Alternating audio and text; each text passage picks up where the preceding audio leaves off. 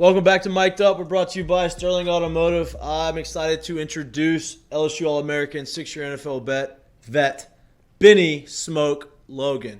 Thanks for coming on the show, man. I appreciate it. Wait a minute. How you know my name's Smoke? Hey, I heard. Listen, that's a rumor. That's a rumor around. That's what I heard. T-Bob. We've been told. They told me to call you, so we called you. That's what we called you. Thanks for coming on, dude. I appreciate it. Oh, nah, man. I'm glad to be on here. Thanks for having me. Let's talk a little bit about, before we get into talking about LSU, talking about football, let everybody know, what are you doing now? Where are you at? What's going on in your life? I'm in Louisiana. I coach at Dunham High School. We actually open up the season this week against Parkview, so if y'all ain't got nothing to do, come out and support us. There we go. And I hunt a lot and just travel. I'm just enjoying life and just doing the simple things now. That's the best way to go. How y'all going to be? How's Dunham going to be? You got that defensive line right or what? We're going to be pretty good.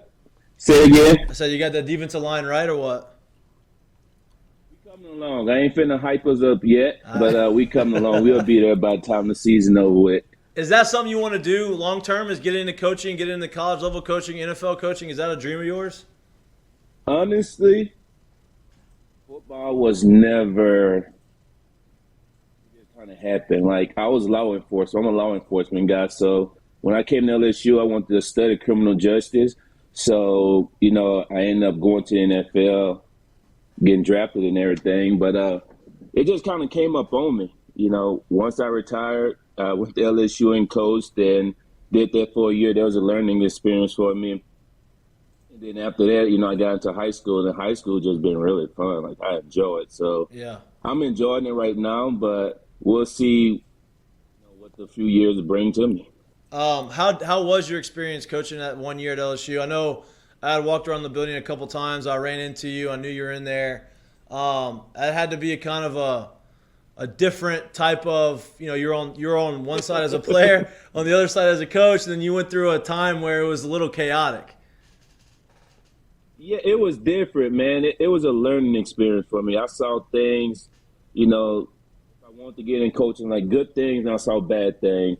And that experience in coaching just really just showed me, if you want to do it, like college coaching is a full-time job. Yep. And me just retiring from the NFL, I was like, yeah, that ain't what I want right now. Like, leaving the house, like I just retired. Like, I ain't trying to get up at 6 o'clock and get home 7, 8 o'clock. Like, nah. So I did it for a year, and then I was like, I ain't ready for that yet. So I want to still, be where it's fun and it's not a job. And high school provides that for me. So talk about you retired after 6 years. You played 6 years in the NFL. What went into that retirement? Was it kind of, for me, I didn't want to retire. My phone stopped ringing, and so that kind of forced me to retire. I don't know if that's kind of the same experience that you went through. Was it more of, hey, I want my body, I want to be able to walk when I'm 50 years old, or hey, I'm ready to move on to the next part of my life, or what went into that retirement? Honestly, going into my last year, I kind of felt like I was ready to retire, and I had a talk with my financial advisor and everything like that. So we sat down and talked, and like I was in the process of moving and pretty much settling in Louisiana for good. And I was like, if a team close by called me, I'll go. But Right. I'm like, I'm really not, in a hurry to sign and go anywhere or play ball. And once the season started, my agent reached out to me. A couple of teams calling me, wanted me to come and play, and I was just like, I didn't want to go play. You gotta have your heart into it in the NFL, man. If you're not ready to go, it's gotta be a tough job to do. Yeah, and for me, I knew I was like, I enjoyed it. Like, I put my all into it. I had no regret. So, when teams were still calling me, like, I knew I could play, but I just wasn't interested anymore. And Oakland called me. I think they had 6 games left. They was in the stretch to make the playoff as they win these games. And the head scout at Oakland was in Philly with me, so he really wanted me to come. And I'm just like, I really don't want to hit nobody. Like, I'm good. I'm done hitting these boys. Hey. I'm good. Like, I don't want to hit nobody. Hey, you know what? So it's hard to end your career, retire on your own terms. So congratulations on that, because Not a lot of people get to say, hey, you know what? I had opportunities to play. I decided not to. I left on my own terms. Not many people get to say that. So congratulations on that, because that is something that to be proud of, to be able to do. Let's talk about football. Let's talk about LSU. I know you're still close to the program. I know you still probably know some people around the program. What have you seen as far, I guess from the outside looking in, the difference in the team now and kind of how they're organized and how the team is run compared to what it was the last couple years? From what I'm hearing and just my relationship with guys that's still there, the main thing that they're talking about is like accountability. Like accountability is their organization. Everything is done. Like it's no waste of time. Everything is done to a certain, more professional, I would say. That's the word I've been getting. Yeah. And so the guys are really bought in, and I think that's the main thing during this time for college kids is accountability and just understanding. Like if you want to go into the next level, like you have to be accountable for everything you do. And just from, like I said, from what I've been hearing, just to reinstall that and build it into a program, like that is going to be the right building block to a successful program, and I'm excited for. Can you elaborate on, you're talking about the accountability and all those things that are kind of being put back into the program here. From your time here through your time in different NFL organizations, can you elaborate on how important that is to be able to put that back into a school like this that produces and brings in the amount of the level of talent that it brings in and year out? Oh, it is, man. It is key to a lot, like accountability. Like that's the thing in the NFL, and from just going on through life. Whatever you do in life, like you're gonna have to be responsible for it. And then just from outside looking in the past years that I was in LSU, you could see a lot of things that was going on. It wasn't no actions taken, and as you see, like the mess that went on, and it blew up. And I think now, them installing that accountability, guys really see it's a big difference. Like we could go somewhere we're led right, and we just are held for our actions. How long is this week of practice leading up to the first game of the season? Obviously, some teams got to play week 0, kind of a tune-up game. Week 1, most of the teams are getting ready to go. As a player, how long does this week take to get to Sunday or Saturday, whenever that first game is, and the anticipation? Like how hard is that? It's really not hard because once the games, the preseason games and things like that get close, you pretty much know where you're going to be at. So you start prepping for that first game. So while the guys that are on a bubble, like they're preparing for the final preseason game, like the veteran guys are prepping for the season opener. Right. So you're still there supporting, but at the same time, the guys that they are pretty much feel comfortable, you start a game planning as soon as the preseason game is going on. So you're pretty much rolling right into it. So once the preseason is over with, you start prepping for the regular season. Obviously, during your time at LSU, there was a little bit of I guess you could say, quarterback controversy. LSU finds itself in kind of that same boat now. Even if you're on the defensive end. Bro, why you got that picture over there? What's up with that? Which one? Your screensaver. Oh, dude, that's just the screensaver right there. That's my dad. Hey, I've been trying to tell him to take that shit off there the whole time. I'm so happy you saw that. I'm so. Hey, sorry, Bennie, that I don't have 18 NFL jerseys to put in the background. Hey, I'm sorry too, bro, but pick a better. I love that. Thank you. On you, but I'm like, what is this? I can't even focus on you right now.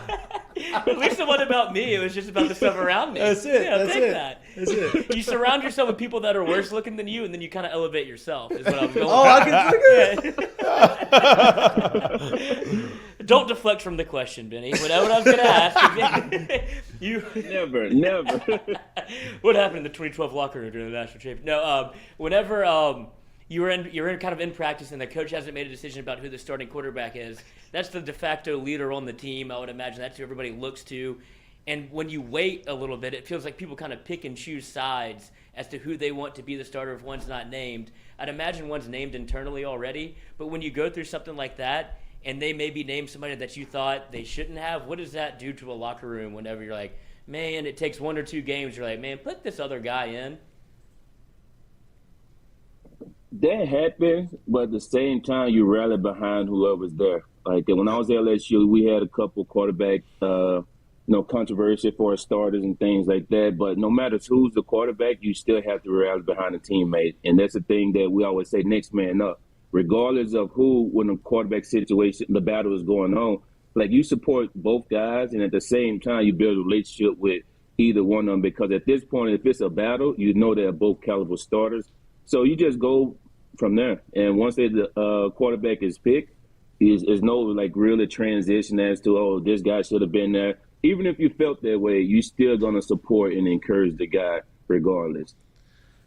Bennie, when you were here, the defensive line at LSU has always been historically one of the strengths of the defense, right? Like I remember growing up, I got to see Glenn Dorsey and those guys play, and then when you were here, y'all were extremely talented. For a little while, they had a little bit of a gap. They had some guys that were talented, but they didn't have the depth. This year, it feels like this defensive line could be one of the best in the country. Is that some of the same things that you've seen and heard from the guys that you know in the locker room, and what can we expect from this defensive front? Honestly, my year that I was at LSU coaching, and some of the D linemen they brought in and some of the guys they recruit, like I knew, I was like, these guys are some dogs. Like these guys. When I saw BJ Ojolon, like the first time I seen them, I was like this kid is gonna be special. And for me, I think the biggest thing is how talented this guy is. He had opportunity to leave and go wherever somebody was gonna pick it up. Like he stayed true to him, and that's just the kind of guy he is. And I always had respect for just the way he worked, the way he carried himself. But the D line now, man, these guys are just like, it's going to be interesting. And I feel like, nobody is giving LSU any kind of praise or anything. I think the D-line of LSU and the O-line is going to be what have to carry them this year. You always hear, like, the line in SEC, like, look at the line that – Oh, go ahead. Sorry. Go ahead. He can see you. He can see you. Nah, but you say, they say look at the line and everything, and that's going to be the key. Like the D-line are stacked. The O-line going to have to pull it together. You got the skilled guys and everything. The running back position, you got the tight end, the flex, whatever you need. You have that. Is going to be up to the O-line and D-line to carry this team this year. And that's what I want to ask you about the O-line. That's what my sign language was talking about. The O-line is a lot of new guys, right? Obviously, you have a starting left tackle who's a true freshman, and you bring in a few transfers, and you kind of piece it together. It seems like they're deeper and they're more talented than they were last year, but obviously they're unproven. You don't really know how they're going to mesh, because that's one of the position groups that you have to have a lot of chemistry with. What have you seen or heard from the offensive line group? I really haven't seen or heard too much from them. I think one thing I was really happy for Anthony Bradford, like, is starting at guard. That's a kid I see when I was at LSU that had so much potential, man. Like, I knew it when I seen him, like, this kid can be. That's the thing. Like, if he just focused, like, he had a lot of things going on and everything that he just had to focus and get just settled into Louisiana, coming from, upstate and everything. But once he really settled in and really bought into what he's saying, like, he's a starter now. So if he really just take it to the next level, like, he could be a guy, the Clapp kid, he's starting at left tackle. Campbell. Yeah, Campbell. I'm sorry, I'm thinking about the other cat. But Campbell, yeah, he's a freshman, but it doesn't matter. Like, you were competing against BJ and Ali, those guys in practice. They're preparing you for the SEC and everything. So if you take those reps serious, like, you'll be ready, game one of the SEC and everything. But I think just the preparation and guys that they're facing in practice will help prepare them, the first few games of the SEC and just carry them through it. You talk about the strength of the D-line. You talk about the organization of the program right now. You talk about the things that are going on the offensive side of the ball. Vegas is really, really low on this over-under win total on the year. I don't know if you've looked at the schedule, but what would you consider a successful season for LSU this year? And what number of wins do you see this team kind of pulling out at the end of the year? For me, it's a whole new transition that's going on at LSU now. It's a new era. I say the first year, just making it to a bowl game, just establishing yourself. You got a lot of pieces that's going around right now. They're trying to figure out, who is this new LSU? Like, what kind of identity they gonna bring?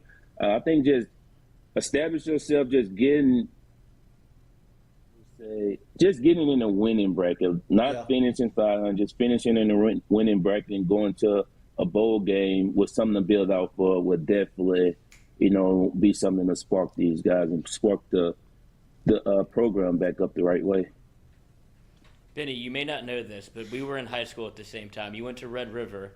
There's a game where you played basketball. You came to Menard Central High, and you tried to yam from the free throw line, and somebody in the student section may or may not have started to chant that Benny can't dunk. And it got to the point where you yelled out your cell phone number to me from the court. So you outed yourself. Yeah, Okay, absolutely. I got it. And you started signaling your phone number to me in the side, like while I was on the side. And I was like, well, this has just turned into the absolute worst case scenario for me. What am I going to do? I just didn't know if you remember that game at Menard where we went defeated. First of all, Menard, where did y'all recruit those big kids from? Because I know you get them from there. Alexandria, nowhere. Y'all had this big 7 feet guy and another 6'9" guy playing basketball that I know did not come from Alexandria. So Marcus let's Simmons. not talk about He went to Menard. USC. Yeah, exactly. Hey, She. if you were wondering, Lloyd's still an instigator. He's still a shithead, so he still does that. So I sometimes I give him my number so I can. I mean, you see the screensaver to the side of him. So I mean, what are we talking about here? I can definitely see that. Hey, are you going to the game this weekend, or are you going to just watch it on TV from your house? Man, I'm watching it from the house, I don't bro. blame you. It's more fun watching it from the house because after the game over with, if I'm mad or however I'm feeling, I could just be at the house and chill. No doubt. I don't blame you. But I'm going to go to some game this year, but the opening game now, I'm going to chill and watch it at the house. I feel you. Benny, I'm not going to keep you much longer. I appreciate you coming on. Hopefully we can watch a game together at some point. I won't bring Lloyd. I'll make sure he don't show up. So We'll settle it. We'll keep him in the closet. Yeah, Lloyd stays in the we'll closet. keep him on a leash. So if you hear shit behind you, you already know what it is. We'll settle on the basketball court. Benny, man, I appreciate it. I would love to have you back on at some point throughout the course of the year. We can talk about the progress of the team and kind of what you're seeing. I appreciate it, dude. And we'll stay in touch. We could definitely do that, man. Let's link up again. Let's do it for sure. I appreciate you, man. Have a good week. All right, thanks, y'all. Have a good one. All right, you too. Does anybody know we're done?